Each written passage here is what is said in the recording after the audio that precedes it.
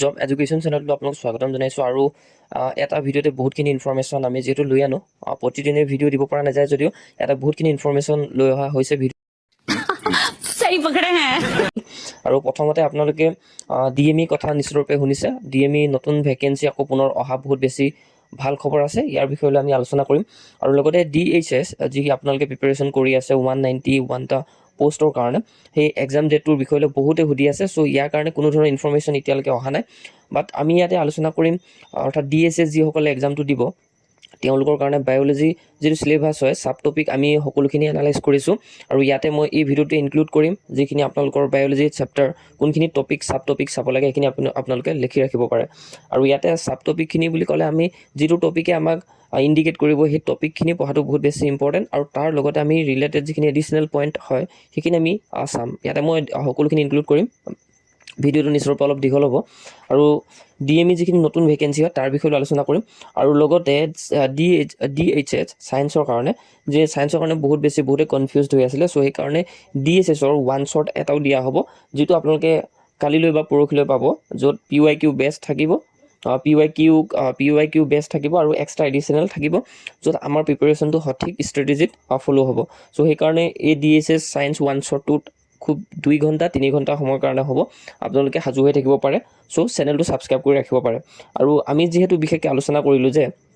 নতুনকৈ যিখিনি DME আকৌ টেকনিকেল আৰু non technical grade 3 grade 4 post অহা বহুত বেছি পচিবল আছে চ' সেইকাৰণে সেইখিনি কথা আমি আলোচনা কৰোঁ ইয়াতে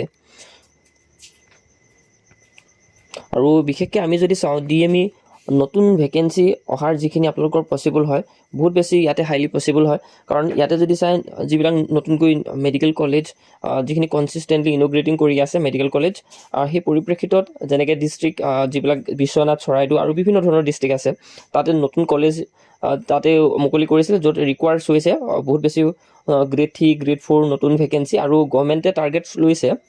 যে এবাৰ 2 লাখ চাকৰি দিয়াৰ আৰু সেই 2 লাখ চাকৰিৰ ভিতৰৰ আণ্ডাৰতে থাকিব যিখিনি DME পোষ্ট কিন্তু DME যিটো এক্সট্ৰা হয় চ' সেইকাৰণে DME কাৰণে নতুনকৈ ইলেকশ্যনৰ আপোনালোকৰ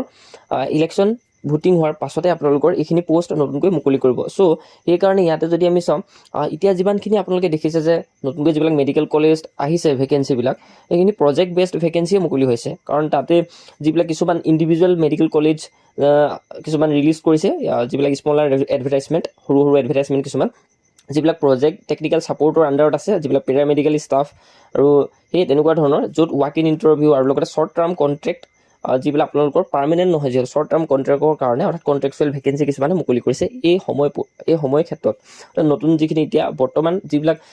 নতুনকৈ প্ৰজেক্ট বেছড ভেকেঞ্চি যিবিলাক আহি আছে মেডিকেলৰ আৰু আমাৰ গভৰ্ণমেণ্টৰ ফালৰ পৰা কেতিয়া আহিব সেইটো কথা মই ইয়াতে সকলোখিনি আলোচনা কৰিম আৰু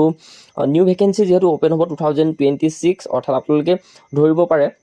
যে যিখিনি আমাৰ ADAD পোষ্ট হয় ADAD পোষ্টটো ফেব্ৰুৱাৰী এডভাৰটাইজ অহাটো বহুত বেছি হাইলি পচিবল আছে কিয় কাৰণ তাতে হৈছে কি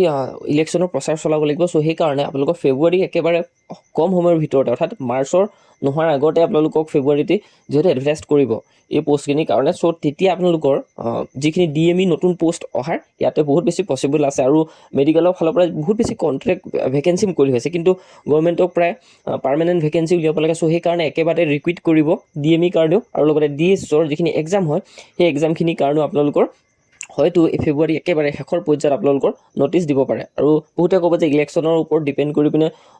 হয়তো নহ'ব পাৰে সেইটো কথা নহয় ইলেকশ্যন ভাগে থাকিব যেতিয়া ভোটিং হ'ব কোড অফ কণ্ডাক্ট লাগিব তেতিয়াহে কিন্তু সেইখিনি কাম নহ'ব তাৰ পিছৰ পৰ্যায়ত কিন্তু সেইখিনি কাম বহুত বেছি চলিত হ'ব খুব সোনকালে চ' সেইকাৰণে যিসকলে প্ৰিপেৰেশ্যন কৰি আছে কনচিষ্টেণ্টলি আপোনালোকে প্ৰিপেৰেশ্যন কৰি থাকক তেতিয়া বহুত বেছি হাই পচিবল থাকিব ৰিজাল্ট ভাল হোৱাৰ আৰু লগতে ইয়াতে যদি আমি চাওঁ যিখিনি আমাৰ ধৰি লোৱা যিসকলে DSSৰ কাৰণে প্ৰিপেৰেশ্যন কৰি আছে তেওঁলোকৰ কাৰণে যিটো বায়'লজি হয় বায়'লজি যিটো ফাইনেলাইজ চাব টপিক হয় সেইখিনি আমি ইয়াতে ডিছকাছ কৰিম আৰু ইয়াতে আমি আলোচনা কৰিম যিসকলে ভিডিঅ'টো শেষলৈকে চাইছে তেওঁলোকে নিশ্চিতৰূপে তেওঁলোকৰ কাৰণে এইটো প্ৰফিট হ'ব চ' সেইকাৰণে DME হওক বা DSS হওক প্ৰায় চিলেবাছবিলাক একেই হয় আমি বিশেষকৈ DME আৰু DSSৰ বেষ্ট কৰি পিনে আপোনালোকৰ কাৰণে বায়'লজি এই চিলেবাছটো বনাইছোঁ চাব টপিক হয় যদি আমি তাৰ ৰিলেটেড এটা কুৱেশ্যন পাইছোঁ সেই টপিকটোকে আমি এটা চাব টপিক কৰিছোঁ অৰ্থাৎ এই টপিকটো আমি পঢ়িব লাগিব তেতিয়াহে সেই কুৱেশ্যনখিনি কৰিব পাৰিম চ' সেইকাৰণে ইয়াতে দেখিছে আপোনালোকে বায়'লজি আমি ওৱান শ্বট ছায়েন্সৰ কাৰণে এটা ছিৰিজ চলাম, এটা ভিডিঅ' হ'ব, তাতে সকলোখিনি থাকিব। চ' সেইকাৰণে আপোনালোকে এইখিনি নোট ডাউন কৰিব পাৰে আপুনি যদি ছেল্ফ ষ্টাডি কৰি আছে। ইয়াতে যদি চাই চেল বায়'লজি বহুত বেছি ইম্পৰ্টেণ্ট। যেনেধৰণে আগতে আহিছে cell is the structural and functional unit of life, আৰু লগতে পাৱাৰ হাউচ অফ চেল, যাক মাইটকণ্ড্ৰিয়া বুলি কোৱা হয়। আৰু এইটো টপিকৰ ওপৰত আমি অলপ চাব লাগিব, চেলৰ ওপৰত অৰ্থাৎ আমি বহুত বেছি ভালকৈ চাব লাগিব। আৰু কণ্ট্ৰল চেণ্টাৰ, নিউক্লিয়াছ, লগতে প্ৰটিন চিনথেচিছ, অ'কে। লগতে ৰাইবোজম, ইয়াতে কৈছে plant cell outer layer cell wall, হয়নে? প্লেণ্টৰ চেল আউটাৰ লেয়াৰটোক চেল ৱাল বুলি কোৱা হয়। এনেধৰণে যিমানখিনি আপোনালোকে ছাব টপিক দেখিছে, এই ছাব টপিকবিলাক আপোনালোকে ধুনীয়াকৈ বহীত লিখি ল'ব, তেতিয়া আপোনাৰ প্ৰিপেৰেশ্যনৰ ক্ষেত্ৰত বহুত বেছি ভাল হ'ব। আৰু ইয়াতে দেখিছে বহুত ধুনীয়াকৈ আমি প্ৰতিটো টপিকেই ইয়াত লৈ লোৱা হৈছে। চ' সেইকাৰণে আপোনালোকে যিসকলে প্ৰিপেৰেশ্যন কৰিছে সেইখিনি ধুনীয়াকৈ নোট ডাউন কৰিব, আৰু মই টেলিগ্ৰামত দি দিম বা আমাৰ গ্ৰুপত দি দিম, সকলোখিনি শ্বেয়াৰ কৰি পিনে। চ' ইমানেই ইনফৰ্মেশ্যন আছিলে। আৰু আমাৰ নতুনকৈ যিটো ছায়েন্সৰ ওৱান শ্বট আহিব, সেইটো কাৰণে আপোনালোকে ইয়াতে জইন হ'ব পাৰে, আৰু সকলোখিনি খবৰ টাইমত পাই থাকিব। কালিলৈ বা পৰহিলৈ ওৱান শ্বট ছায়েন্সৰ ওপৰত বেষ্ট কৰি সকলোখিনি PYQ ৰিলেটেড আমি এডিশ্যনেল কুৱেশ্যনো ডিছকাছ কৰিম। চ' ইমান ইনফৰ্মেশ্যন আছিলে, সকলোখিনি মই ইয়াতে দি দিছোঁ, আপোনালোকে ধুনীয়াকৈ লিখি ল'ব ভাল ধৰণে।